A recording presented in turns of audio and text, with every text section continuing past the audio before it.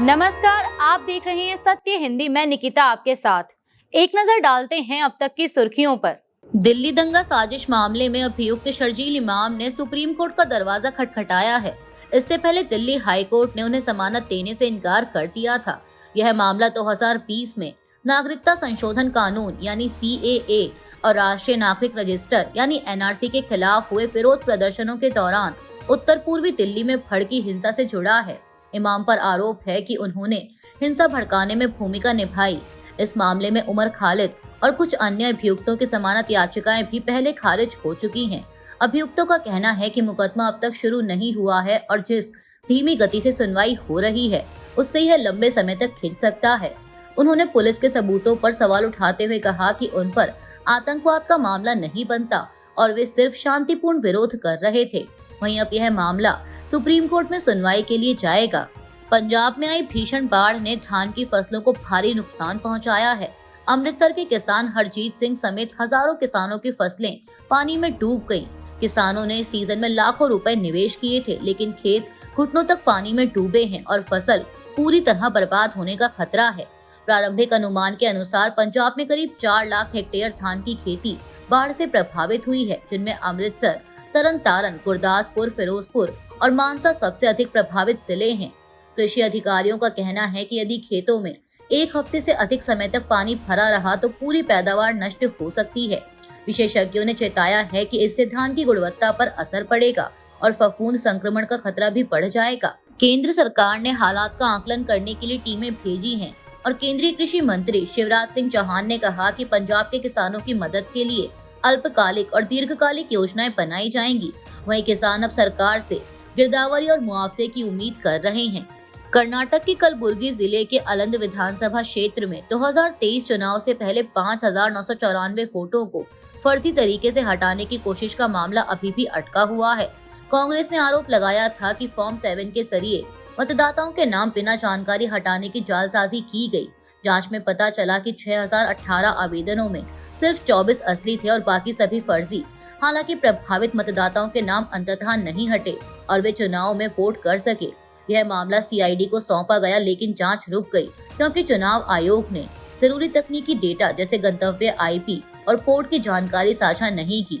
कई मतदाताओं ने बताया कि उनके नाम हटाने के लिए उनके नाम पर फर्जी आवेदन किए गए, जिनमें पूरे परिवार भी शामिल थे।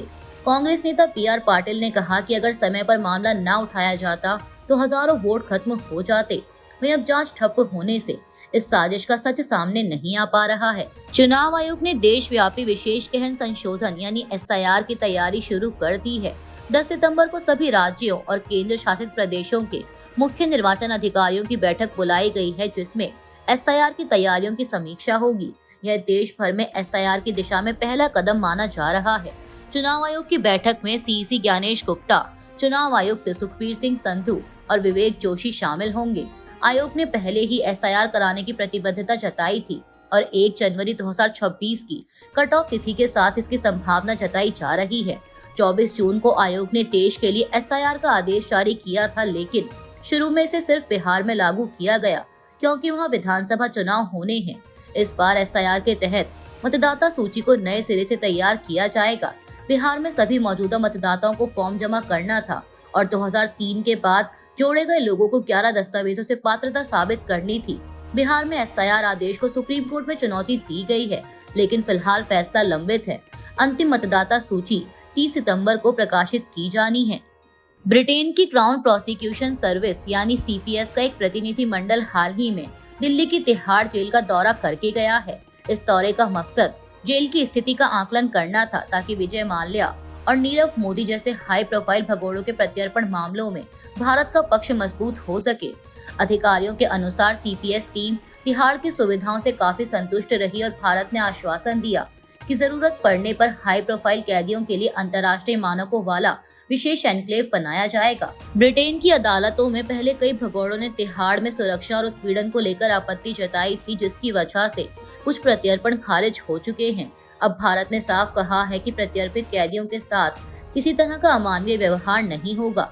सरकारी आंकड़ों के मुताबिक भारत के 178 प्रत्यर्पण अनुरोध लंबित हैं, जिनमें करीब 20 मामले सिर्फ ब्रिटेन में हैं।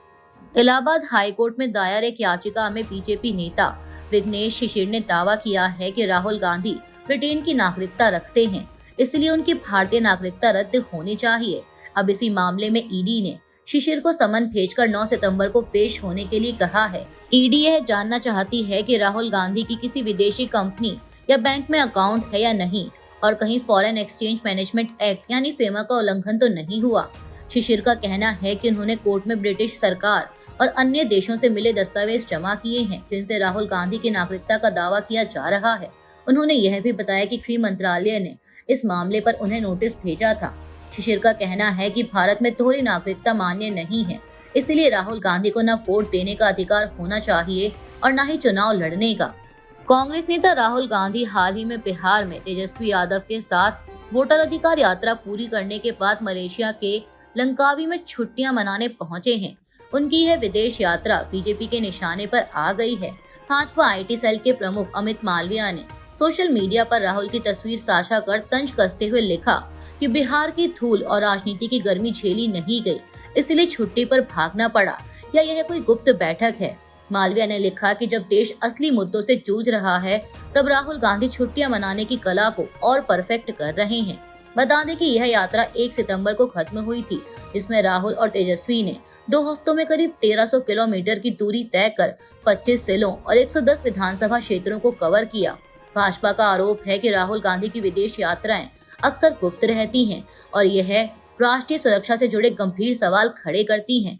मध्य प्रदेश के इंदौर में MYH अस्पताल में चूहों के काटने से नवजात बच्ची की मौत के मामले ने नया मोड़ ले लिया है। अस्पताल प्रशासन ने पहले बच्ची को लावारिस बताया था, लेकिन अब उसके परिजन सामने आए हैं और दस्तावेज दिखाए हैं कि बच्ची को धार जिला अस्पताल से रेफर किया गया था। परिजनों का आरोप है कि वे 2 दिन तक अस्पताल के बाहर भूखे प्यासे बैठे रहे। डॉक्टरों ने उन्हें घर भेज दिया और बाद में बच्ची की मौत के बाद उसे लावारिस घोषित कर दिया गया। कृतिका की मां मंजू कटारा ने कहा कि ना तो उन्हें बच्ची की हालत बताई गई और ना ही मौत की जानकारी दी गई। जय आदिवासी युवा शक्ति संगठन का कहना है कि अस्पताल इस घटना को दबाना चाहता था। वहीं अस्पताल प्रबंधन का कहना है कि बच्ची के परिजन उसे छोड़कर चले गए थे और मृत्यु के बाद पुलिस को सूचना दी गई। इस घटना ने अस्पताल की लापरवाही पर गंभीर सवाल खड़े कर दिए हैं। प्रधानमंत्री नरेंद्र मोदी ने शनिवार को फ्रांस के राष्ट्रपति इमैनुअल मैक्रोन से फोन पर बात की। इस दौरान दोनों नेताओं ने भारत और फ्रांस के संबंधों की प्रगति की समीक्षा की और इसे सकारात्मक बताया। पीएम मोदी ने सोशल मीडिया प्लेटफॉर्म एक्स पर लिखा कि बातचीत में द्विपक्षीय सहयोग बढ़ाने और अंतर्राष्ट्रीय व क्षेत्रीय मुद्दों पर विचार साझा किए गए। खास तौर पर दोनों नेताओं ने यूक्रेन युद्ध को जल्द खत्म करने की कोशिशों पर चर्चा की। पीएम मोदी ने कहा कि भारत और फ्रांस की रणनीतिक साझेदारी वैश्विक शांति और स्थिरता में अहम भूमिका निभाती रहेगी। यह बातचीत ऐसे समय में हुई है जब अमेरिका और रूस के बीच हालिया वार्ता से भी युद्ध खत्म करने की कोई ठोस उम्मीद नहीं बनी है। वहीं 26 यूरोपीय देशों ने एक नए गठबंधन कोएलिशन ऑफ द विलिंग पर सहमति जताई है, जिसके तहत जंग खत्म होने के बाद वे यूक्रेन की सुरक्षा के लिए सैनिक भेजने को तैयार हैं। अभी के लिए इतना ही। बाकी की देश दुनिया की बड़ी खबरों के लिए जुड़े रहिए सत्य हिंदी के साथ। Copyright disclaimer under Section 107 of the Copyright Act 1976. Allowance is made for fair use for purposes such as criticism, comment, news reporting, scholarship, and research. Fair use is a use permitted by copyright statute that might otherwise be infringing.